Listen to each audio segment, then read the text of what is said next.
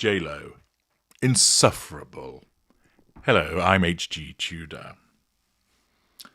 You've heard about the likely demise of the relationship between Ben Affleck and Jennifer Lopez.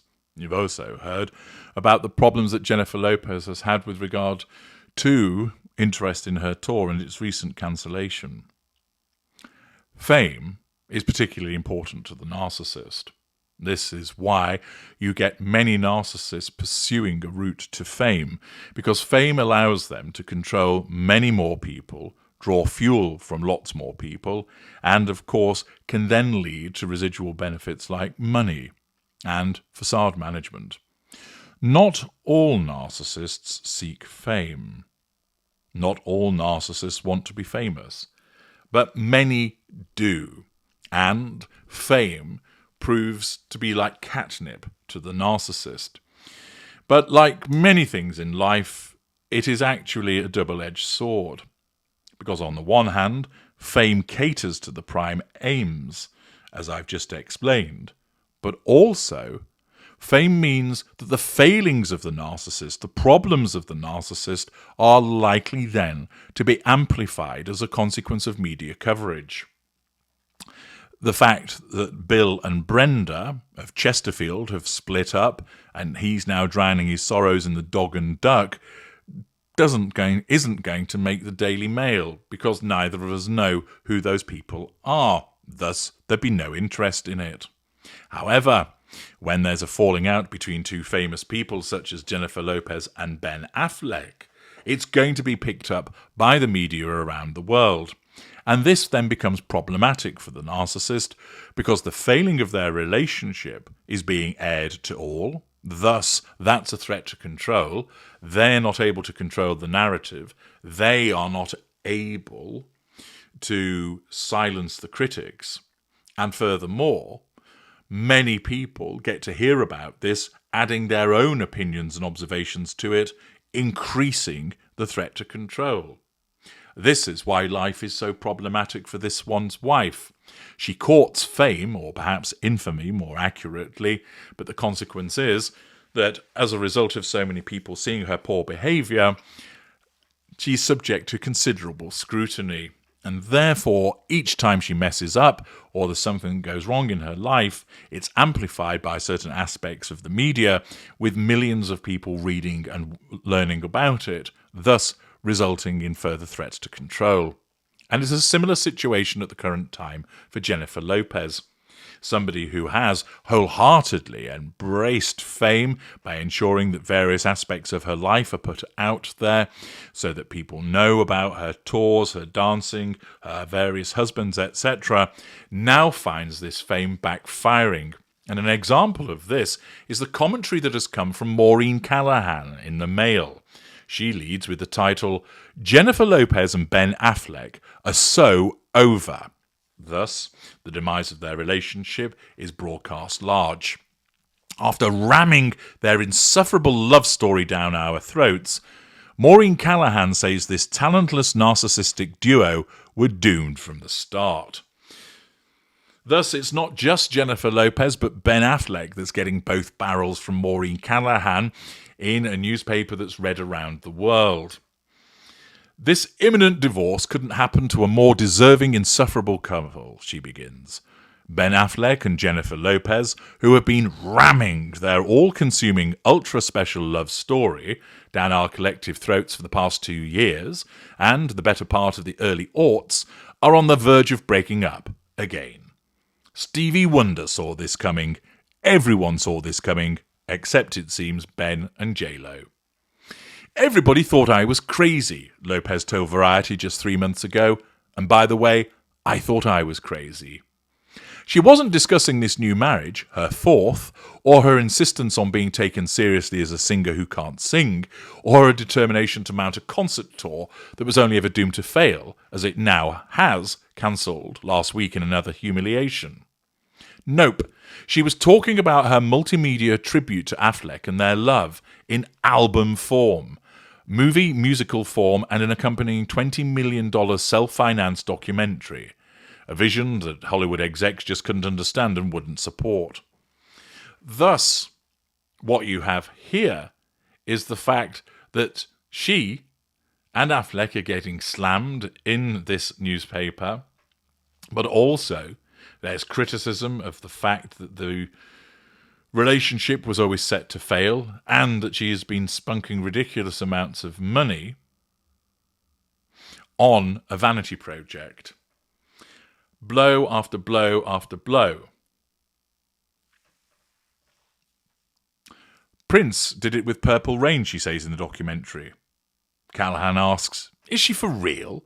Prince was a genius, an original. Jennifer Lopez is a flat singer who likely owes her career to auto-tune and her scandalous time with Diddy, which karmically may be coming back to bite her. But that's the level of delusion, which of course you will find repeatedly is the case when you're dealing with a narcissist.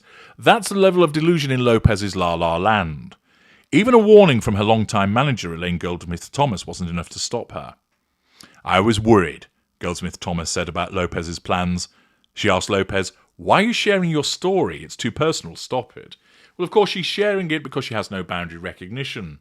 Just like this one's wife, she thinks that she's a fascinating character that the world wants to know all about, and therefore nothing is off limits. Like Chrissy Teigen, who will report on the size of shit that she's taken. These particular narcissists want the world to know everything about them because their narcissism drives them to do it in order to pursue the prime aims. Callahan continues, exactly. We got the memo, Jen. You won the deadbeat alcoholic gambler who allegedly screwed his children's nanny behind his then-wife, Jennifer Garner's back, fervently denied, of course. Infidelity, lack of emotional empathy, then made Garner stop for fast food on the way to rehab. It's a love story for the ages. All along, you were the one, you lucky gal. You can't sell people what they know is complete BS. Affleck has been walking around for the better part of a year looking miserable. Granted, it's his default factory setting, slamming car doors with J-Lo in the passenger seat, sitting glumly at the Grammys while she apparently yells at him to look motivated, see parts passing for the analysis of that, or tolerating terribly awkward kisses from her as if he's suffering the administration of painful medicine. J-Lo should have known. When she reunited with Affleck, fresh off her then-fiancé Alex Rodriguez having to deny claims he was caught hitting on a reality TV star, oh, the shame, they told the world they called off their first wedding scheduled for September 2003 because of media attention. Notice also there the segueing between intimate partner primary sources by J-Lo. I would say it was about 50% of what destroyed our relationship, Affleck told Howard Stern. The other 50% must have been the reports that while filming in Canada, weeks before their wedding, and mere hours after their lovey-dovey Dateline interview aired, Affleck had allegedly performed oral sex on a stripper in a strip club in front of his co-stars. Lack of boundary recognition, infidelity. By the way, this idea that Affleck is a serious artist who can't stand publicity or paparazzi, who endures what he must in order to create, is also total garbage. He spent the better part of the pandemic staging paparazzi strolls with his then-girlfriend, Ana de Armas. When they broke up, he made sure photographers got a shot of her life-size cutout in his trash. Devaluation. After divorcing Garner in 2018, he essentially blamed her for his alcoholism. Blame shifting. I'd probably still be drinking if we had not divorced, Affleck told Stern. Part of why I started drinking alcohol was because I was depressed. Classy guy. Affleck recently showed up to Tom Brady's roast sounding and looking unsteady, yet sources close to him are blaming the famously clean-living Lopez for the impact her lifestyle is having on their marriage. Now he's roaming around LA, waving his hands so we can see whether he's wearing his wedding ring, and currently burning through $100,000 a month on a Brentwood rental. This is who Ben Affleck is. He's the guy whose camp is apparently briefing on his total victimhood, typical narcissist at the hands of J-Lo, a woman who cannot shut up for a single second about the amazing Ben Affleck. If there was a way to divorce on grounds of temporary insanity, he would, a source said last week. He feels like the last 2 years was just a fever dream, and he's come to his senses now and understands there is just no way this is going to work. Smearing revision of history. Most women, upon their husband humiliating them like this, would be tossing his clothes on the front lawn, changing the locks, losing his number, and speed dialing the best divorce attorney in town. Not our J-Lo. She's clinging on for dear life, looking down the barrel of a fourth divorce, the commercial and critical flops that were the Affleck-centric album and attendant films, all that cultural relevance and romance. It's hard to know which she values more, circling the proverbial drain. Hey, if these two malignant narcissists can't make it work, who can? Maybe someone's been reading my material or watching my videos. At least we got some great performance art out of it. Here's a smattering of what we've been subjected to this go-round. 2 weddings, one a quickie at a Las Vegas chapel, all documented on J-Lo's Instagram and feeling suspiciously desperate on her part. Showmanship. Grandiosity. Gluttonous shopping for 8-figure homes on both coasts. Grandiosity. J-Lo's tribute album to Ben, This Is Me Now, with a song featuring these terrible lyrics. Missing your body, climbing on top of me, slipping inside of me, way that I ride it, bodies aligning, look at our timing. She and Ben both have school-age children. Lack of consideration for other people, lack of boundary recognition. Lopez, in her documentary, brandishing a thick binder given to her by Affleck, that contains all their love letters from 2001 to the present day. Triangulation. This timeline overlaps with Affleck's marriage to Jennifer Garner, the mother of his 3 children. Talk about a needlessly cruel cut. And hasn't Garner suffered enough? The key difference here is that people actually rooted for her. She seems decent, likeable, and never commodified her relationship with Affleck. J-Lo, however, it's hard to root for someone so limited, talentless, and self-centered, who has been gloating about her happy marriage until she's not, who shut down a reporter asking the only question any decent reporter would ask, what's going on with your marriage? You know better than that, J-Lo chided last month, nullification of threat to control. Who is she kidding? Herself alone, it seems. Perhaps Ben's bad behaviour would dissuade her to give up fighting for this marriage. Perhaps she might learn something and disappear for a while, then re-emerge with some humility. Perhaps, but probably not. Here's her ostensibly adoring husband in her documentary talking about how he sees her, as a bottomless pit of need. No amount of love, he tells us, or success, or fame, or wealth will ever make her happy. Physician, heal thyself.